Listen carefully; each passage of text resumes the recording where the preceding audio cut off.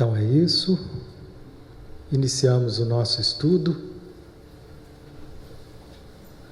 Como toda semana, a gente segue inspirados por uma palestra do guia, que foi trazida pela Eva Pierracos, já faleceu, mas fez um lindo trabalho de deixar um legado através da mediunidade dela, que recebeu então a presença de um ser que se apresentou para ela como o guia. Não quis dar nome, não quis falar mais da história pessoal dele, porque o que importava é o conteúdo que ele tinha para trazer. Um conteúdo profundo de desenvolvimento psicológico e espiritual. De forma que uma aproximação maior foi feita entre a psicologia e o espiritual, a transpessoalidade. Muitos caminhos ficam com um polo ou outro polo. E aqui, mesmo que vocês possam não considerar essas questões ligadas à mediunidade,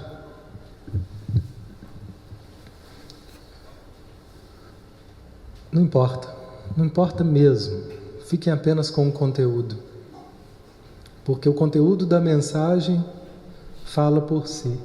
O guia fala muito pouco nas mensagens dele sobre essas questões mediúnicas, extrafísicas, a respeito do que acontece pós-morte, nos mundos espirituais. Ele passa por isso de uma forma rasteira, superficial. Ao contrário do Espiritismo, que foi uma ciência desenvolvida para se ater a isso. Livros e livros falando do que se trata, como que é, como funciona a evolução, como funciona a reencarnação, o que acontece no mundo espiritual, como é a organização no mundo espiritual. Esse foi o trabalho de Kardec, que ele inaugurou ali. Mediunidade, gente, é uma coisa que sempre aconteceu na humanidade, sempre aconteceu. Os egípcios antigos, tanto que os evangélicos eles são muito invocados com essa questão mediúnica, porque existe de fato no Velho Testamento uma palavra que diz: não dialoguei com os mortos, né? Uma proibição, porque naquele tempo de Abraão, lá no Velho Testamento, 1000 anos antes de Cristo, o uso que se fazia dessa comunicação mediúnica era uma coisa horrorosa. Sempre teve médium, sempre teve esse contato, mas imagina o uso que era feito disso. Era de uma forma inescrupulosa, para ganhar guerra, para conquistar os outros, para saber o ponto fraco do inimigo. Era só isso. Os interesses mundanos. Então quem se prestava a servir esses interesses mundanos também eram espíritos mundanos que tinham também ligações com todas essas distorções da humanidade. Então naquele momento houve uma orientação que diz: gente, para com isso, para que está feio, para que não está legal, não está sendo útil. E aquele então foi um pedido. Mas depois, né, isso não parou, continua-se.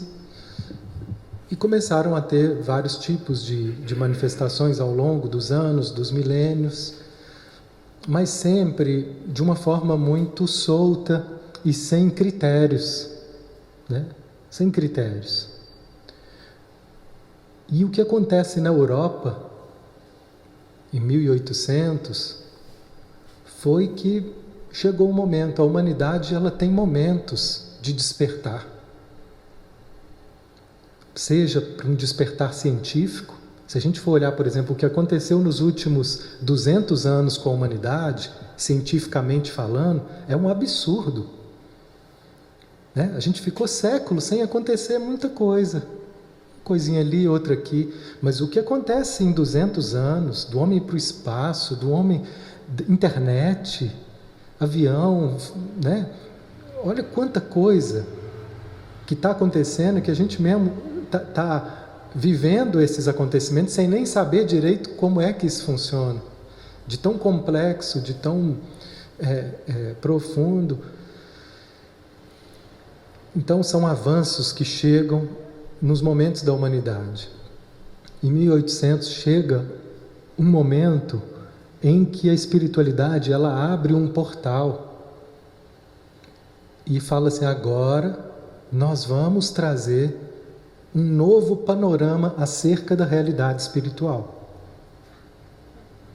E nessa hora, a Europa inteira, gente, eram manifestações de efeitos físicos, eram as coisas mais incríveis que aconteceram. Não acontece mais, mas naquela época aconteceu. Saiu em jornais, todo mundo falava, era assunto de botequim, era assunto de todos os lugares.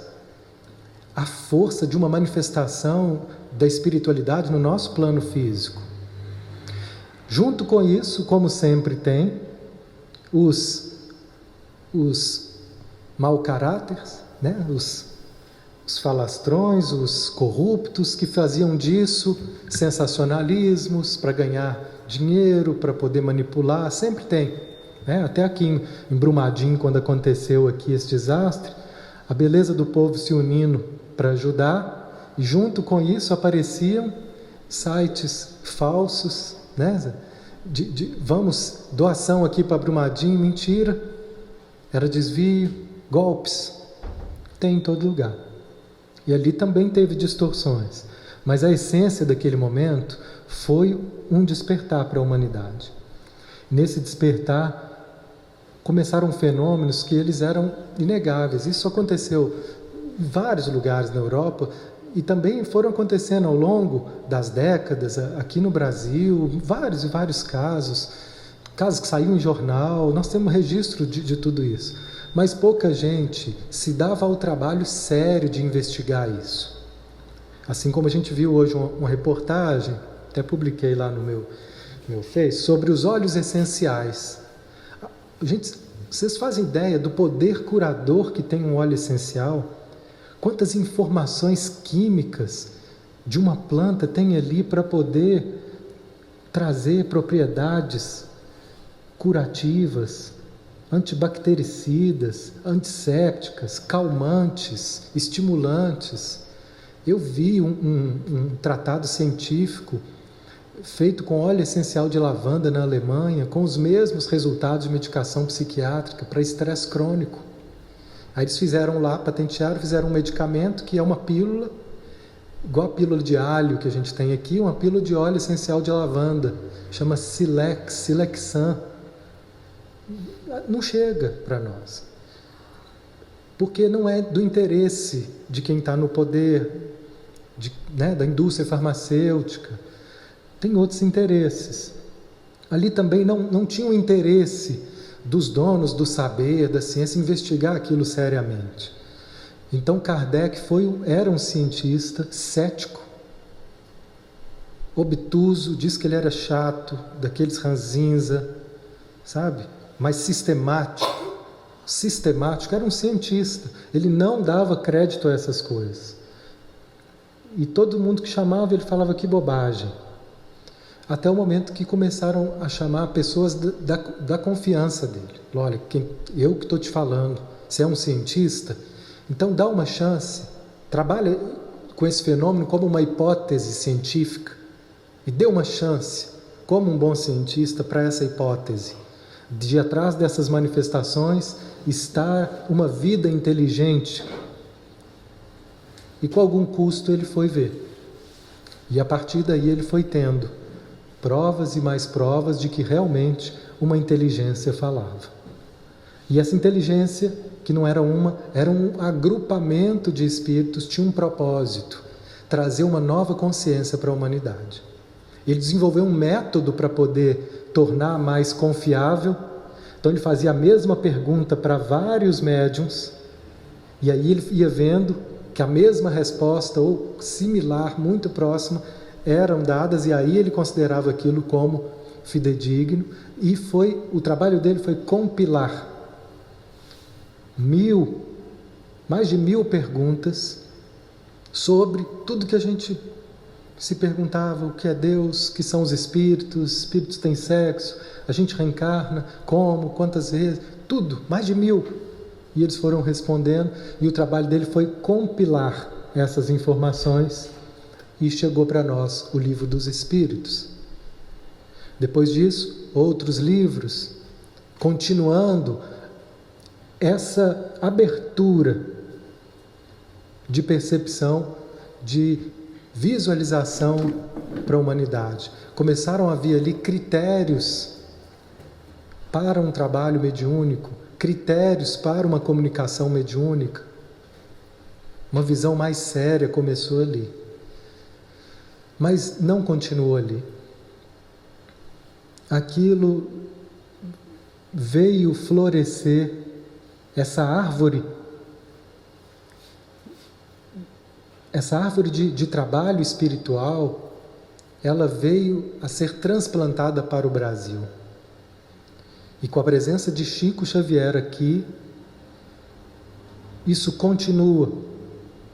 E Chico vai dar continuidade ao que começou Kardec, com mais de 460 livros psicografados. Ele continua trazendo mais e mais detalhes sobre esse mundo espiritual.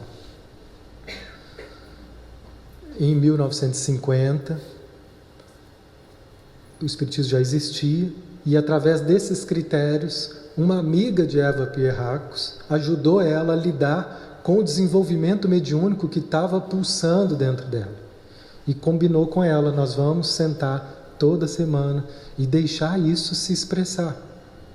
Porque eles começaram a ver que se tratava de algo sério. O espírito que comunicou através de Kardec, organizando todo o trabalho, se identificou como o espírito de verdade. E esse espírito que se comunicou através de Eva se apresentou como o guia. Todos eles apontam para Jesus como o maior mestre da humanidade. E o trabalho que o guia vai fazer é estar desenvolvendo mais a dimensão interna da nossa aproximação com o Cristo e da nossa aproximação com o divino em nós. E o guia, através de Eva Pierracos, traz um método de desenvolvimento para esse trabalho, que basicamente se concentra em trazer o nosso olhar para tudo aquilo que nos impede, que nos bloqueia, que nos afasta dessa presença divina que somos nós. Então, com essa sabedoria, muitas coisas que a gente pega o Evangelho literal, tem hora que fica confuso, né? E o Espiritismo, ao meu ver, ele veio nos ajudar a compreender melhor o que Jesus diz. Tem até um dos livros que Kardec traz, que é o Evangelho segundo o Espiritismo, para nos ajudar a desenvolver. E agora, com a presença do guia, eu sinto mais um passo no desenvolvimento da compreensão do que Jesus falou. Se Jesus falou para perdoar, às vezes a gente não sabe como. E aqui é um trabalho que vai nos ensinar o como. Jesus nos ensina a amar, né? Como é que Jesus fala, meus seguidores, os meus discípulos, sabe como que eles vão ser reconhecidos? Eles vão ser reconhecidos por muitos se amarem. Esses são os meus verdadeiros seguidores. Mas como que a gente desenvolve esse amor? Aqui nós temos um caminho psicológico, prático, que o guia, ele vai guiar o nosso olhar para onde eu preciso olhar para que eu aprenda a amar. Para onde eu preciso olhar para que eu crie uma vida melhor, uma vida mais pacífica, sem tanta ansiedade, sem tanto medo. Esses são apontamentos, então. Cada palestra é um apontamento. A palestra de hoje fala da capacidade inata do homem para criar. É a palestra 208. Ele vai dizer: todos nós temos um poder criativo, criador. É nesse sentido que também Jesus dizia: vós sois deuses. O que é o Deus? Deus não é o Criador? Vocês têm a potencialidade divina que cria o tempo todo. E o que ele nos diz nessa palestra é que saibamos nós ou não, conscientes ou inconscientes, nós estamos criando o tempo todo a realidade que a gente vive. De uma forma diferente, ele vai trazer a essência do que também trouxe o Espiritismo, que é, só que o foco aqui é mais aprofundado na dinâmica interna. Mas a essência é a mesma, que é: nós somos responsáveis por tudo que acontece conosco. Muito dessas explicações o Espiritismo nos ajuda a compreender através da reencarnação. Porque tem coisas que a gente não entende. Por exemplo, uma pessoa que chega para mim hoje e fala assim: nossa, desde pequenininha eu sinto isso. Desde pequenininha eu tenho essa ansiedade, essa ânsia, como se eu tivesse que salvar todo mundo. Né? Nós vamos ter aqui elementos, às vezes na família, na história da mãe com o pai, a psicanálise, a psicologia, pode, mas chega uma hora que pode ficar limitado. E aí o que nós vamos ver é que talvez o que esteja acontecendo agora é só mais um passo do que já começou em outras vidas. Mas a ideia essencial é essa: nós somos responsáveis por tudo que acontece conosco. O que ele vai dizer então nessa palestra 208? Quando o homem assume o seu corpo e o estado de ego nesse mundo tridimensional, ele isola automaticamente a memória que tem de outro estado, ou outros estados de consciência, nos quais ele fica muito menos confinado. É muito mais livre, mais consciente e infinitamente mais capaz de moldar sua vida a um ponto que a consciência humana não é capaz de entender.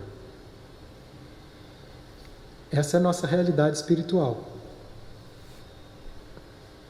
Livres, mais amplos. Por isso que os nossos mentores, eles têm uma capacidade melhor de nos ajudar, porque eles estão olhando para nós com essa expansão, com essa consciência aberta.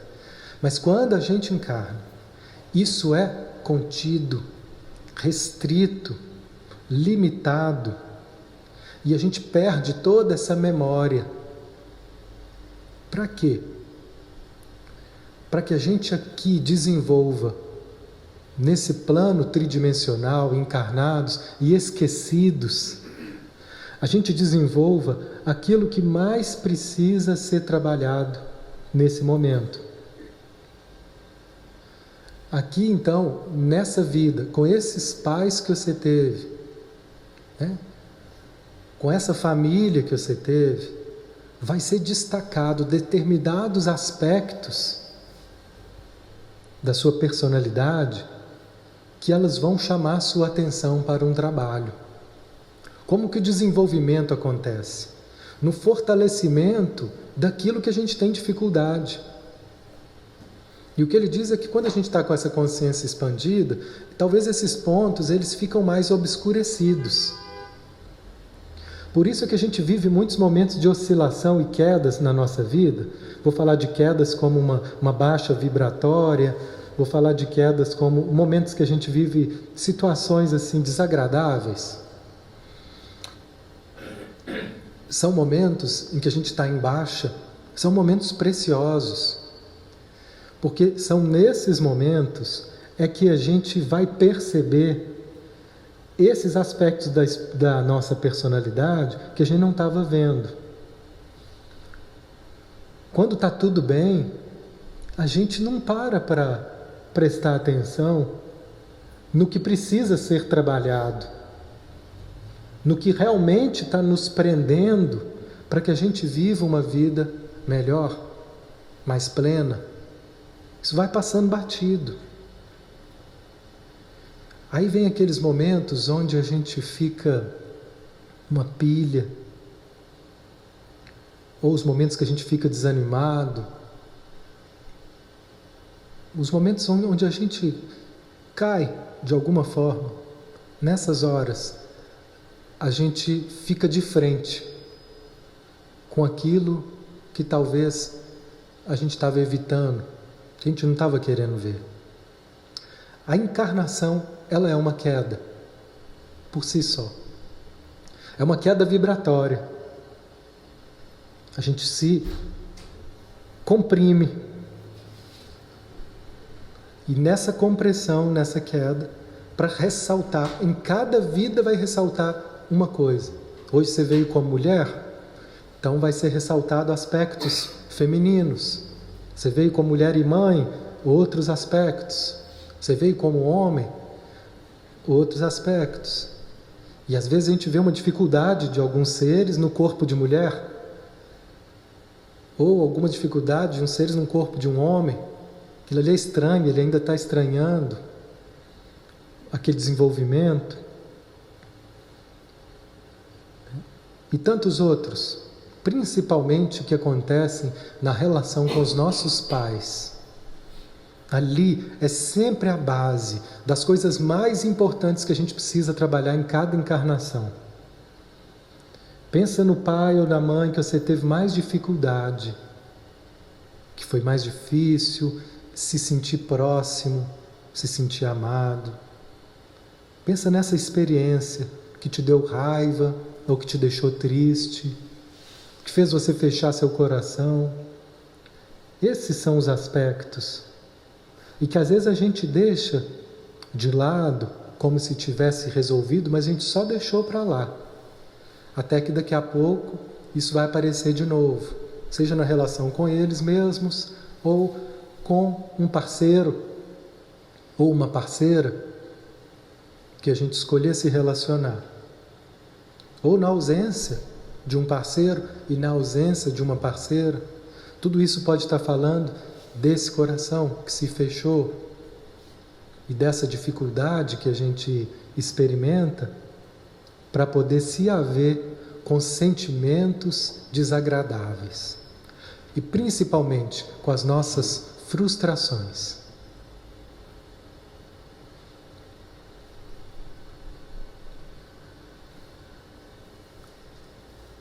O que a gente vivencia, palavras do guia, o que a gente vivencia nesse momento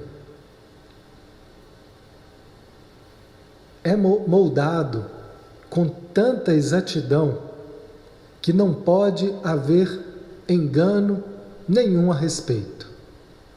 Como eu já disse muitas vezes, a soma total de todos os seus pensamentos, crenças, suposições, intenções, sentimentos, emoções e vontades conscientes, semiconscientes e inconscientes,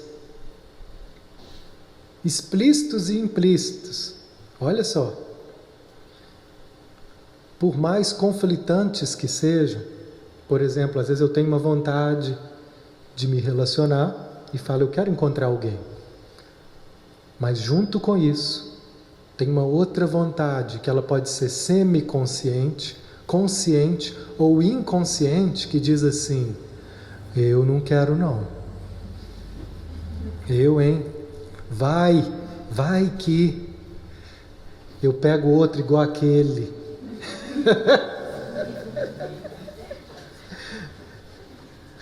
É um medo, mas que se transforma numa vontade de não ir.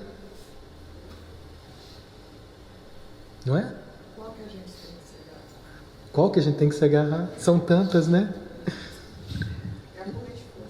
São várias correntes que nos levam ora para um lado, ora para outro. E nós vamos precisar conhecer todas para saber. Esse é que é o desafio do trabalho de autoconhecimento. É a gente conhecer as nossas motivações e perceber quais são as motivações que nos levam a nos defender e nos fechar para a vida, e quais são as motivações saudáveis e verdadeiras que nos levam a nos abrir e viver a verdade, viver plenamente, né? E a gente vê que essa vontade de se abrir, de viver, por exemplo, um amor, ela, para a maioria de nós, maioria não, gente, 99,9%, ela é assustadora. Assustadora. É tudo que a gente quer, mas é tudo que a gente teme, porque isso é perder o controle, né? Então, são esses os desafios, mas todo esse complexo de pensamentos, crenças, vontades, tudo isso gera um resultado definido. Tudo que você está vivendo hoje na sua vida é um resultado da soma das suas vontades, dos seus pensamentos, das suas crenças, dos seus sentimentos. Tudo isso gerou o que você está vivendo agora. Está gostando do que você está vivendo? Gostando muito, pouco, mais ou menos? Às vezes eu gosto, às vezes não. Saiba que isso tudo é criação sua. Mas eu falo, mas eu não criei esse homem que apareceu aqui, não. Ah, não. Tinha 1000 e você escolheu ele e você foi gostar dele e acha que então deu azar. É o destino. Olha que destino. Então, o que é o destino? O Jung fala assim, destino é o nome que a gente dá para todas as forças inconscientes que te levam, que você não conhece. Então aqui nós estamos falando dessas forças inconscientes e desconhecidas que vão nos movendo, né? Quando eu era adolescente, eu falava com meu pai assim, pai, vai chegar a gente achava que ia chegar uma herança. E aí meu pai falava, uma hora vai chegar a herança, né? Tinha um tio lá que era rico, e a gente achava, né? E aí, pai, mas quando eu era adolescente, eu falava com ele, pai, quando chegar essa herança, esse dinheiro não é nosso, ele não é fruto do nosso trabalho. Então, nós vamos fazer um centro espírita. Eu nasci numa família espírita. Vamos fazer um centro espírita, um trabalho social com esse dinheiro. Aí ele ficava me olhando assim, porque ele não é nosso. E eu já tinha isso certo, que isso era o certo a fazer. Mas o destino, a família inteira ali esperando a herança, o que acontece? O tio resolve levar a herança para longe e decidiu dar lá para os parentes judeus dele, que ele nunca viu na vida, né? Alguma coisa passou pela cabeça dele, que os parentes lá da esposa, que era minha tia, não mereciam esse dinheiro. No final da vida ele mudou a cabeça dele toda e uma dinheirama, gente, era dinheiro demais. Era dinheiro assim que eu acho que eu não sei nem se eu ia ter que trabalhar, sabe? Olha que coisa horrível que ia acontecer comigo, né? E com meus clientes também, eu falo, Mateus, ia perder um terapeuta bom, porque eu não sei o que ia acontecer comigo. A gente acha que é bom, mas... Enfim, esse dinheiro não chegou. Mas essa força de ter que montar um lugar é uma força que vinha e que eu tinha que fazer. E aí eu, do jeito que eu dei conta, fui reunindo amigos, forças, a gente construiu aqui a Oficina da Alma. Essa casa simples, mas é o que torna possível o que eu preciso fazer, o que a gente precisa fazer, quem se identifica com isso vem chegando, né? E aqui não importa a quantidade, mas a qualidade do que é feito, o efeito disso que está sendo feito, principalmente para mim, né? Fico feliz quando eu vejo que isso faz sentido para mais pessoas.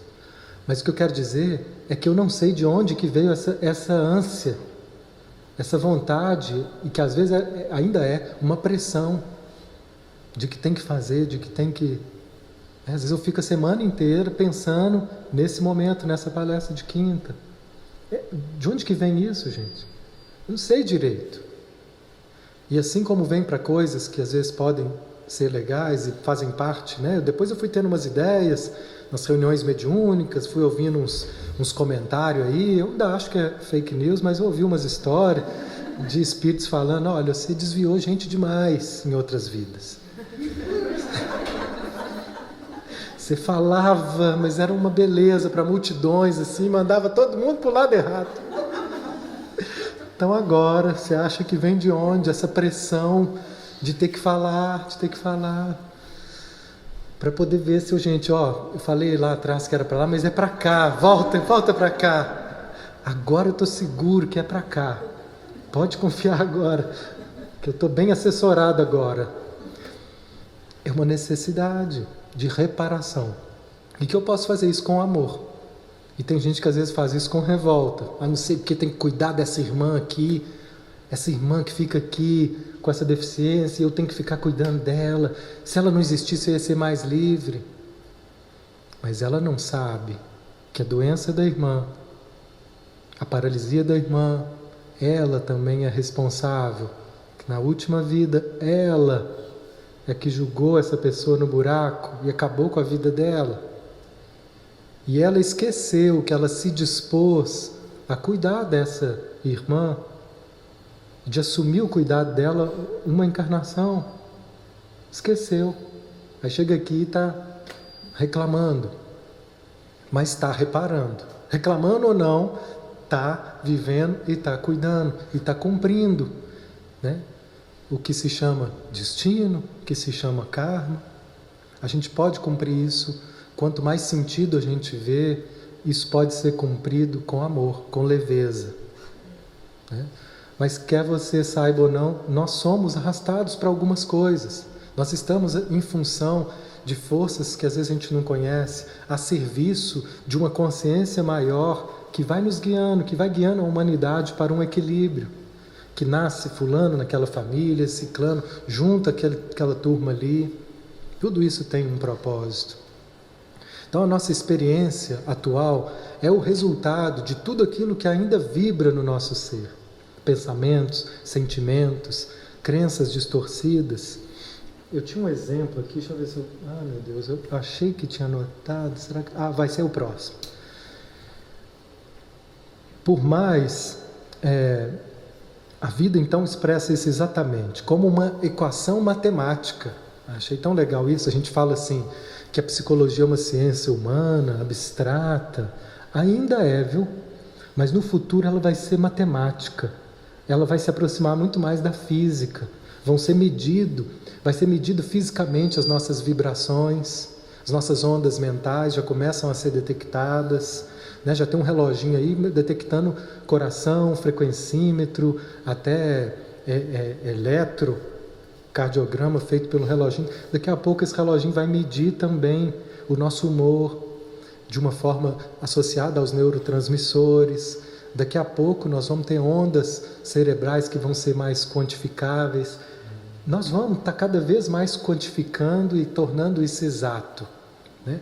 Daqui a um tempo nós vamos estar passando, né, WhatsApp mentalmente. Eu vou ver uma cena assim, põe em modo gravar, né? E captou, agora manda e pensa na pessoa e manda. Ó, Mateus mandando uma mensagem. Fecha os olhos, se concentra, que você vai ver o que ele está vendo lá. Isso, gente, já acontece no mundo espiritual. Aos poucos vai chegando no mundo material. Tudo que acontece aqui é um reflexo ainda tosco do que já está desenvolvido lá, né? O André Luiz fala que para a gente ter uma noção do desenvolvimento espiritual das zonas mais próximas a nós, que eles trabalham mais ou menos com uma diferença de 500 anos na frente. Né? Então, quando em 1943 Chico Xavier trouxe, e ele segurou para trazer o Nosso Lar.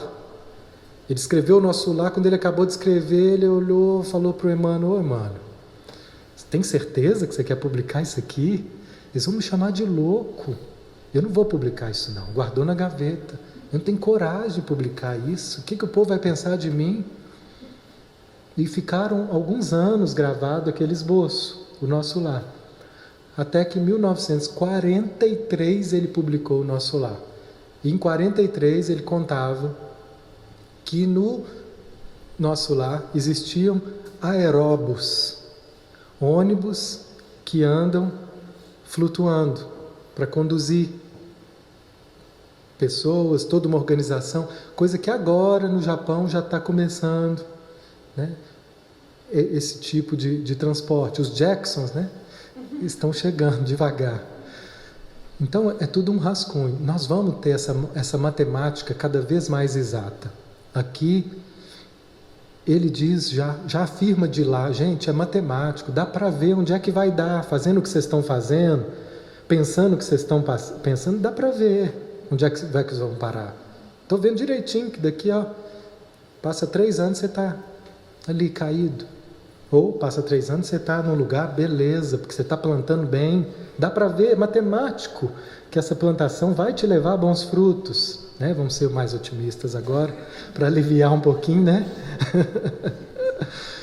Mas como a gente não sabe, nós não temos ainda essas ferramentas, que aí vai acabar a função dos cartomantes, viu gente? Eles vão ficar desempregados. Tarô, vai acabar tudo isso, que vai estar lá registrado. Enquanto a gente não tem isso, nós temos a ajuda deles, a ajuda dos médiuns, e esse trabalho. Esse trabalho é o trabalho de exploração, esse é o nosso trabalho. Por mais que a gente tenha aí indicativos, e vamos ter cada vez mais indicativos, o trabalho é nosso, de ir perceber: quem sou eu? Quem sou eu? O que eu estou fazendo para que a minha vida esteja do jeito que ela está? O que eu estou pensando para que ela esteja assim? Como que eu estou criando essa realidade? Esse é o primeiro passo para a gente, inclusive, poder encontrar força para criar outras realidades. Por exemplo, aqui eu trouxe recortado aqui de atendimentos. A primeira pessoa é uma pessoa que trabalhei com ela, uma pilha pilhada. Uma pessoa que ela chega, ela parece que ela está sempre girando assim, ou quicando, mas muda. É uma pessoa que está sempre agitada, com aqueles olhos esbugalhados assim, tremendo, sabe? O tempo inteiro, muita ansiedade. E aí, ao perceber o que te dá então, o que cria essa realidade,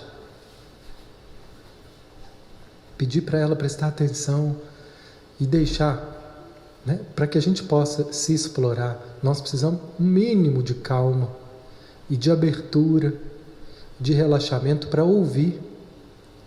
Ouvir é uma arte, a arte de se escutar. A gente não vai conseguir se escutar com pressa. Precisa parar um pouquinho, prestar atenção, trazer o foco para nós. Essa é a focalização que a gente trabalha tanto hoje na psicologia. Trazer a atenção para nós, para as nossas reações, para as nossas sensações, repousar a atenção aí um pouco e espera, veja o que vem daí. E dali vem informações, porque toda ansiedade, se você perceber, ela está presente no seu corpo, em forma de tensão. Se você parar para escutar essa tensão um pouquinho, ela vai se revelando. Qual a crença que está por trás disso? Quais os pensamentos? Que sentimento é esse que está por trás da ansiedade? Eu vou dar uma dica para vocês, é sempre medo. Sempre. Por trás da ansiedade, nós sempre vamos encontrar medos. Mas justamente por desconhecê-los, nós vamos vibrando na ansiedade, fugindo do medo, nós vamos nos ocupando de um monte de coisas desnecessárias para não se haver com aquilo que é muito ameaçador. Eu pedi então que ela parasse para perceber e se escutar, e o pensamento que veio foi uma crença que veio dessa parte ansiosa que diz assim: eu quero ser produtiva em todas as áreas da minha vida. Olha, é absurdo isso, mas os nossos medos, as nossas ansiedades, as nossas depressões, elas são sempre absurdas. Se a gente parar para olhar para dentro e escutar, nós vamos escutar absurdos, coisas que a nossa racionalidade olha e não acredita que aquilo possa ser razoável, viável, que aquilo veio de mim. Então veio de uma parte que a gente chama da nossa parte imatura. Por mais que eu seja desenvolvido em vários aspectos, nós temos vários aspectos que não são desenvolvidos. E são esses aspectos que vão trazendo essas crenças distorcidas e absurdas. Essa foi uma delas. Quando eu acredito que eu tenho que ser produtivo em todas as áreas, gente, imagina como é viver assim? Aí tudo que eu vejo eu quero ler, eu quero entender, eu quero aprofundar, eu tenho que saber, eu tenho que estar sendo produtivo em tudo que eu faço. Minha vida é trabalho. Você está rindo? Minha vida é trabalho, e às vezes é trabalho, não é só na minha área não, porque eu sou um pouco assim, mas é só na minha área. Mas imagina ser isso em todas as áreas. Aí uma pessoa que vai levar o carro no mecânico, quer entender da mecânica do carro, ele quer saber, ele quer ser produtivo naquilo. Aí vai no médico, ele quer entender a química do remédio. Gente, é demais. Não dá para respirar, é trabalho que não acaba mais. Então por trás disso tem medos. O que acontece se eu não for produtiva? Para essa pessoa é algo que parece terrível. Terrível, o mais terrível de todos para nós e para as nossas crianças internas, sabe o que é? Não sermos amados. A gente faz de tudo para ser amável, para ser amado pelos nossos pais. A gente nem lembra que hoje a gente continua perseguindo isso, porque a vibração ainda é aquela mesma. E tudo aquilo então que não é vivenciado continua parado, continua vibrando da mesma forma, até o momento que eu vou até lá e faço o contato e vivencio plenamente, por exemplo, o medo de não ser amado pelos meus pais. Porque se esse era um valor para os meus pais, ser produtivo, pode ser que eu tenha desenvolvido essa ânsia. Na verdade mesmo, o que eu quero não é ser produtivo, é ser amado. Mas eu confundo amor com admiração. E acho que se eu for muito produtivo eu vou ser admirado. E assim, quem sabe, minha mãe vai olhar e falar: nossa filha, tenho tanto orgulho de você. Que orgulho que você me dá. Aí nessa hora eu vou respirar. São essas as ilusões da criança, as fantasias da criança. Nós vamos trazer o próximo exemplo aqui. Vou ir para o terceiro aqui. Uma pessoa que estava com muito medo, muito insegura, e a insegurança dela para tudo era essa: eu nunca vou ser inteligente o suficiente. Era essa a crença. Então ela está sempre entrando para qualquer tarefa com esse desânimo. Aí fala: não sei porque. A ideia que ela tem dela mesma é assim: eu sou insuficiente, eu sou um fracasso. Aí eu falei: mas espera aí, quantas bombas você tomou? Ah, nenhuma. Uai. Então, você tem sido suficiente para poder chegar até aqui? É.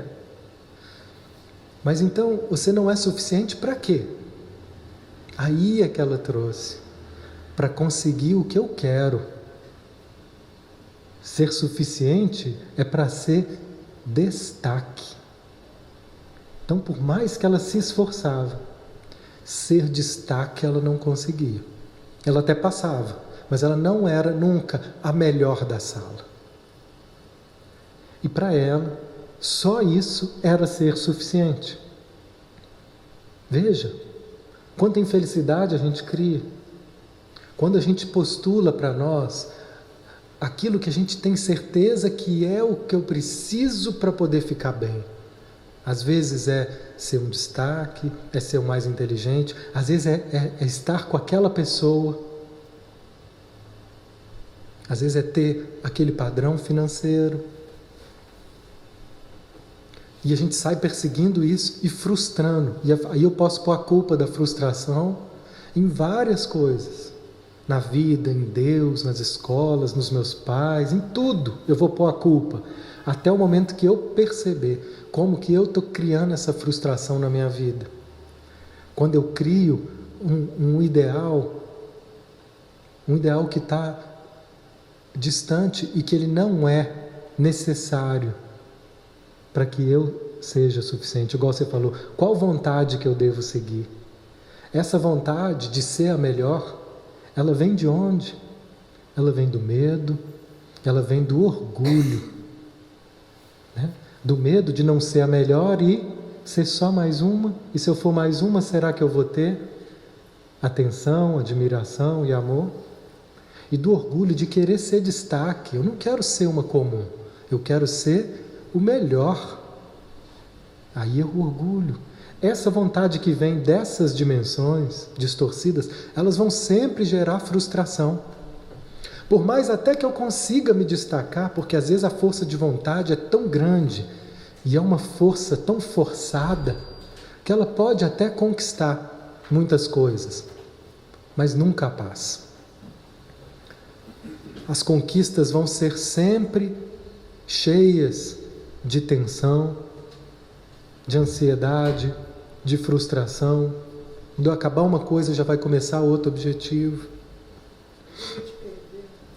Medo de perder, eu consegui, aí eu posso perder, né? Pessoa que aí consegui aquela pessoa, eu estou namorando com ela, ou até casei, mas estou sempre com medo, não, qualquer momento ela pode ir embora, qualquer momento ele vai me largar, ou ela vai me largar, porque não tem paz. E por fim, um outro exemplo de uma pessoa que ela estava muito, muito triste, uma depressão, por causa justamente de alguém que ela se relacionou e não foi possível. E já tem um tempo, e ela está ali e não melhora pouco. Aí aparecem outras oportunidades na vida dela, ela não engata, não engancha, não se conecta. E aí quando a gente vai ver o que está por trás, começa a investigar essas dimensões do pensamento, do sentimento, o que está por trás disso? Quando eu pergunto, a gente pode dizer, sabe qual que é o trabalho de meditação que o guia propõe? Ele propõe assim: formula um pensamento claro do que você quer. Formule claramente. Eu, por exemplo, eu quero um novo companheiro, um parceiro que possa ser um companheiro para a minha vida, ou uma companheira que possa ser um parceiro na minha vida. Formula claramente e perceba as suas reações quando você formula isso. Ou podemos formular outra: eu quero ter uma vida profissional mais efetiva, ou eu quero ter mais recursos financeiros, quero ter mais dinheiro. Tudo isso, gente, é legítimo. Mas perceba, ao formular esses pensamentos, quais são os efeitos disso. E nós vamos começar a perceber que algumas dessas coisas que a gente diz que quer, elas não são muito aceitáveis pelo nosso organismo emocional. Alguma coisa parece que trava, que fecha, ou que pelo menos assim, sabe quando você toca uma nota e aquilo não ressoa. Imagina você tocar uma nota e não sai som, não tem ressonância. São indicativos de que existe um bloqueio e uma resistência.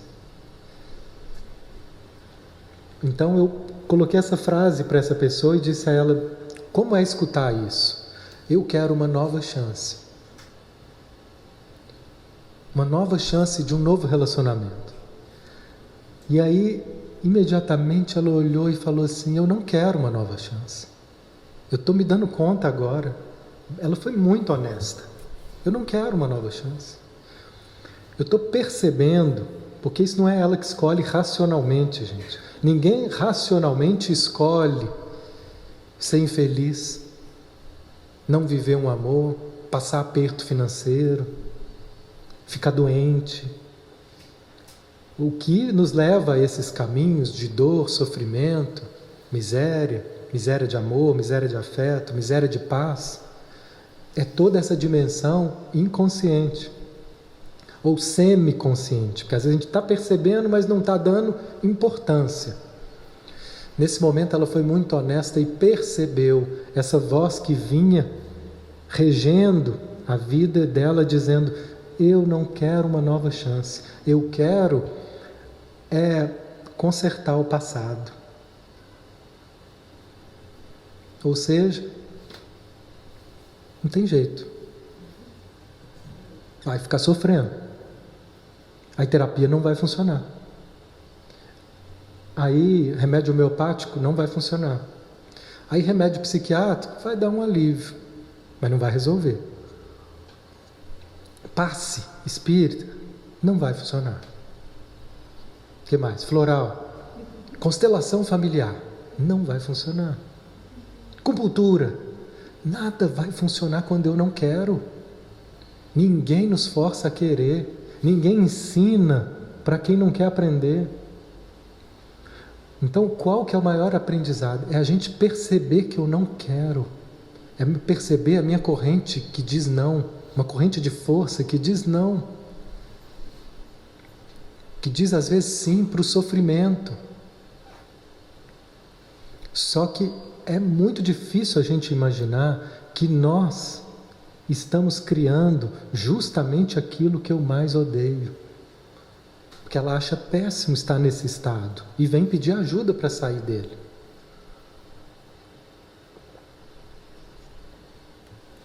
Mas é só quando eu percebo que eu sou responsável é que eu tenho uma chance. E ali ela percebeu. A responsabilidade dela é essa. Aí a gente pode colocar essa frase que é consoladora, essa palavra. Eu ainda não quero uma nova chance. Quanto tempo a gente precisa de sofrer numa separação para poder se abrir para um outro relacionamento? Quem sabe?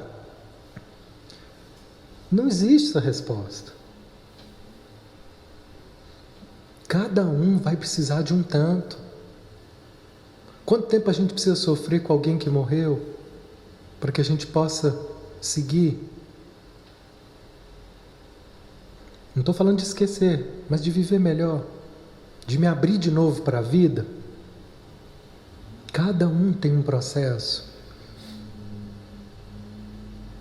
Se a gente puder encarar as dores das nossas perdas e frustrações de uma forma honesta, isso vem e vai com um tempo natural, um luto saudável, natural, como uma estação de inverno. Chegou o inverno, ninguém dá para espantar o inverno, acelerar o inverno. Ele tem um tempo, pelo menos era assim, né? Agora está mudando, mas vamos fingir que ainda é. Lá na Europa deve ser, né? Aqui no nosso Brasil, em Minas Gerais, a gente estava no inverno, não era para estar? Outono, né? Outono. E o outono, uma cara de verão às vezes, né? E aqui ainda está muito bom, outros lugares aí é mais bagunçado ainda. Mas vamos fingir que nós estamos aqui na Europa, assim, num lugar bem bacana, que as estações são bem definidas, né? Então o inverno ele tem um tempo. A tristeza, quando ela é aceita, as perdas e as dores, quando elas são aceitas naturalmente como elas são saudáveis. Isso também tem uma função transformadora, né? O inverno também tem uma função na natureza. A força das plantas vai lá para a raiz. E aí em cima perde a força. E ali ela se fortalece, ela se renova, ela pega mais força para poder voltar na próxima estação. Assim também, são ciclos da vida que acontecem em nós. Se a gente aceitá-los como eles são, sem brigar, sem querer acelerar e apressar, eles são vividos e aquilo vai com o tempo natural de ser. Mas quando a gente começa a brigar com aquilo, eu não aceito que isso tenha acontecido, isso não podia ter acontecido comigo, eu não admito, por que eu fiz isso? Como é que eu deixei isso acontecer? Ora eu culpo o outro, ora eu culpo a mim, e nessa briga eu vou prolongando o meu sofrimento. Até quando? Até o momento que eu me rendo à realidade que eu não posso mudar. E aceito, é isso. Não podia ser diferente. Esse foi o melhor que eu podia fazer naquele momento. Esse foi o melhor que o outro também podia fazer nesse momento. E aí quando eu me despojo do controle e da forçação para que seja do meu jeito, nesse estado de relaxamento, agora meu poder criativo tem força. E relaxadamente, descontraidamente, agora eu posso dizer: eu quero uma nova oportunidade. Eu quero um trabalho que eu me sinta digno de um salário que seja suficiente para poder cumprir minhas despesas, me dar um conforto. Eu quero sim viver uma vida de uma forma mais calma. Desse lugar, eu quero mais paz. Quando eu digo isso, desse lugar relaxado, descontraído, isso tem um poder que vai abrindo possibilidades para que essas situações aconteçam. No mundo espiritual isso é muito rápido. O querer é poder de um jeito muito intenso. Lá, a matéria mental, ela é concreta. Aquilo que eu penso ganha forma concreta. Aqui não. Nesse plano tridimensional, o que eu penso, ele vai tomar forma daqui a pouco. Nós estamos assim distantes do que eu penso e do que eu crio para o que vai acontecer pelo tempo. Vocês já ouviram falar essa ideia de que o tempo não existe? Em outras dimensões ele não existe, por isso que isso passa a ser matemático. Eu penso e acontece. Eu penso em estar lá, né? Eu penso em me punir e já começa a doer. Já começa a sentir as fincadas no meu corpo inteiro. Aqui eu começo a me punir, na hora eu não penso, e fico anos sem perceber que eu estou me punindo, que eu estou me cobrando, que eu estou me exigindo além da conta, para só depois de anos fazendo isso, é que então eu vou entrar numa depressão, ou eu vou adoecer. Aí é que eu vou procurar ajuda para começar então a perceber qual que é a ajuda que a gente precisa. Ajuda para perceber a nossa verdade, de perceber o que a gente está criando com cada pensamento, com cada crença. E aí então, ao perceber, eu começo a ter chances de mudar e fazer diferente. Por hoje é isso. Veja se vocês estão relaxados agora ou se vocês estão tensos. Se a gente estiver relaxado, nós podemos aproveitar esse momento e colocar um pensamento de uma criação positiva que a gente quer para a nossa vida agora. Convido vocês a fecharem os olhos. Se você não estiver relaxado, apenas perceba a sua tensão, não tem problema. Mas perceba que a sua tensão de querer apressar as coisas, ela é um obstáculo. Perceba que a sua tensão em querer, por exemplo, que tudo seja do seu jeito, também é um obstáculo. Mas se você agora estiver relaxado, coloque claramente no seu campo mental um pensamento que crie algo positivo que você quer para a sua vida. O que você mais quer construir para a sua vida agora? Deixe esse pensamento, formule ele claramente.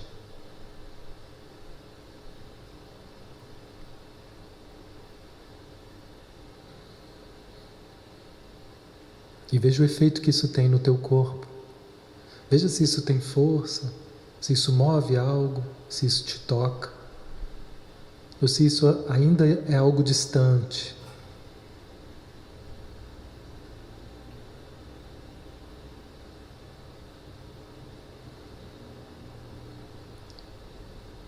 Seja como for, esse é apenas um momento onde a gente está exercitando o nosso poder criativo. E cada vez mais nós vamos desenvolvendo mais clareza para que as nossas criações sejam mais efetivas, mais de acordo com o que realmente a minha alma precisa, para que eu esteja pleno. Nós agradecemos a todo o poder criativo que tem nos inspirado a esse caminho de voltar cada vez mais para dentro de nós. Que assim seja.